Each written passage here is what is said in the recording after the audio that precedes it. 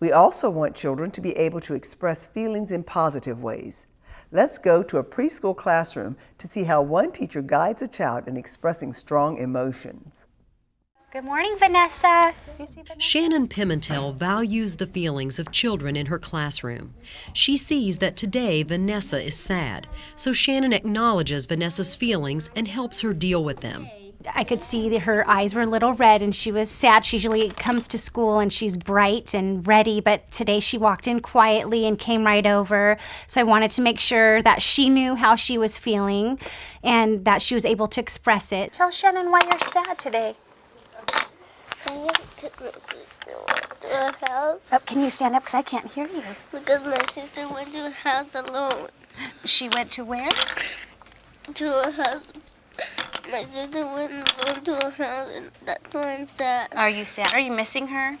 Shannon misses my sister's at work today, and I miss her today too. Sometimes we miss our sisters. Should we make her something? What should we do? I want to make her a letter. Let's write her a letter. I then shared with her that I miss my sister also, so she knows that that's a great feeling to know, and that more people than just herself feel sad, and that's okay. And then we thought, how can we make ourselves feel better? What can we do? And she came up with writing a letter. What color should I use? Purple. And what should I tell her? I love her so much and I miss her. Okay. I love you. This teacher gives a child words and an activity to help her express her feelings. One way to help children express feelings is by using a strategy we looked at in segment 5, redirection. With redirection, the teacher doesn't make a big deal out of the inappropriate behavior. Instead, the teacher lets the child know there is an alternative that is more appropriate. That same strategy can also be used to help children express their feelings in a constructive way. Let's say a child is frustrated because he is having a hard time with a puzzle and begins to say mean or inappropriate things. You can use redirection to guide the child in expressing feelings more appropriately. You could say, I know you're angry, but you can't say mean things to your friends. If you're mad because the puzzle's too hard, you can say, I'm mad about this puzzle. It's too hard. Can you say that? Over time, the child will begin to express anger in this more appropriate way. In one research study, preschool teachers systematically redirected children by asking them to use words to express feelings when they were in conflict. After doing this for 1 month, the teachers found the aggressive behavior dropped significantly.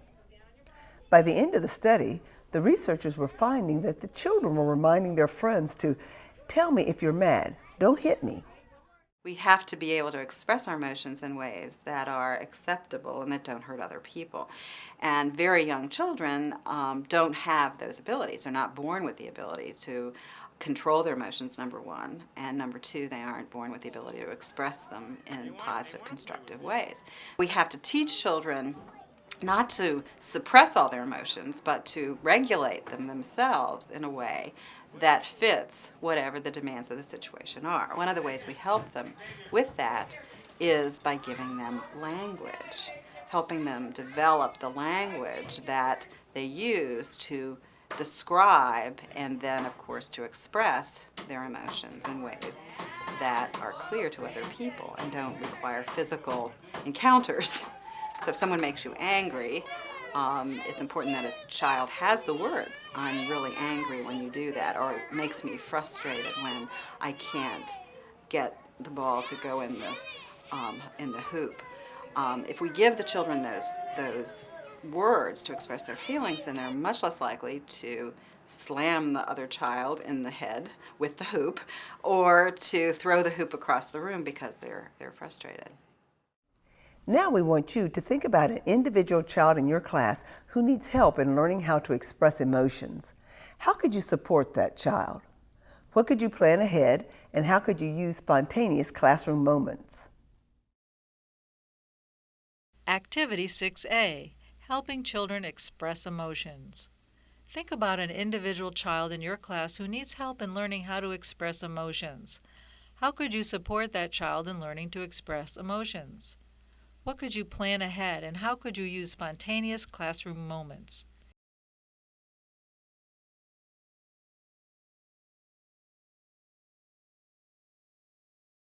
Here are some ideas for what you might plan. Select children's books that focus on expressing feelings of anger, sadness, frustration, etc. Read these to the whole class or to this individual child during free playtime.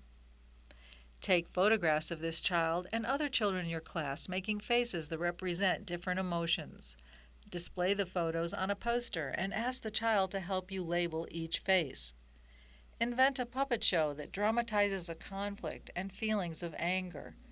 Ask this child and others to help the puppets think of ways to express feelings without yelling or hitting.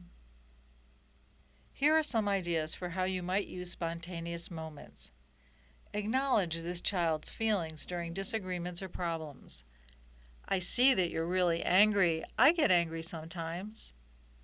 Suggest ways the child can express feelings when angry, sad, or frustrated. When someone calls me a name, I say, I don't like that.